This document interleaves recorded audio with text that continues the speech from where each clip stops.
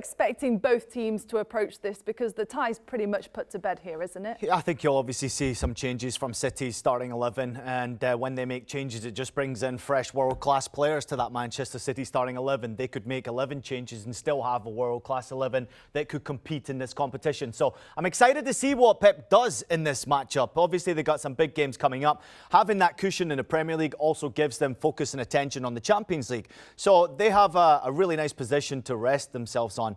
They were terrific in the derby at the weekend against Manchester United, simply outstanding. I thought the way they created and opened up Manchester United, it looks so easy to them. And I know there's a lot of rumour about United players giving up, but you can only play against the team that's in front of you. And United in the first half, they made a bit of effort, but City were just too good. There's a number of players who just stand out to me as top performers. Mahrez in particular this season has been sensational. So fun to watch.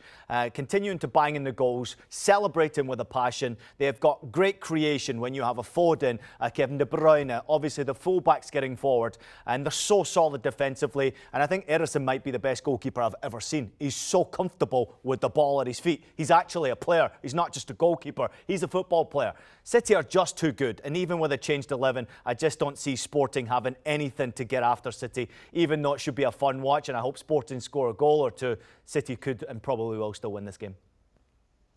Yes, Ian, and you're talking about Pep Guardiola could have the chance of changing and swapping 11 for the Premier League and 11 for Champions League, but never do that. He never does, not even 3 changes. He normally, at the weekend against United, he changes only 1 player. That means that he continues understanding that, yeah, rotations can arrive at the moment that the things maybe change or that he needs, or he thinks they need to change. But at the moment, he haven't maybe even changed 2-3 players up front. They continue believing in Foden, they continue believing in Mahrez, and the middle is when you can see that he changed a little bit. But this Manchester City is just too good. At the weekend against Manchester United in the second half, the players were not even tired. You could see that they rest with the ball. They have time to keep it. They have time to increase their pace with the Grealish in one side, with Mahrez in the other side, and in the middle with Rodri, that is kind of the tempo of the game. He's the one who keeps the tempo every single time when he has to speed it up or slow it down.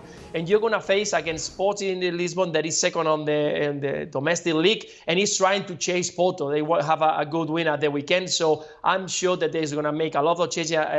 Probably Salimani, Paulinho, Sarabia, players that got a lot of talent. Maybe they will be involved, try to find that goal that you were mentioning, but I don't think that even the manager is going to try to do that because they have to continue winning games in the domestic league if they want to win the trophy. They are still far away from Porto, so for me, it's only about City, and Sporting is going to play the last game in this Champions League this season.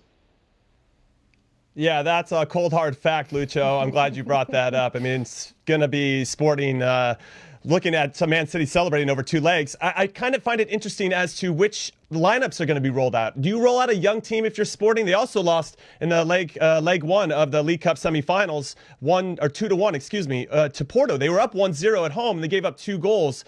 They're in a bad run of form right now for their young manager Ruben Amorim, and they've only won 2 out of their last 6, but they do have this 16-year-old named Dario Asugo, and he started this past weekend in their win. Now, he's the youngest starter for Sporting since another player named Luis Figo. They're really high on him. So why not roll out a 16-year-old at the Etihad to see how he does? I mean, that's what I would do at this particular point and see what you can figure out. Now, from a City perspective, Raheem Sterling didn't play this weekend. I expect him to start and get some minutes. Riyad Mahrez, though, is in form. Why not keep going with the hot hand? He's been fantastic in a lot of different ways.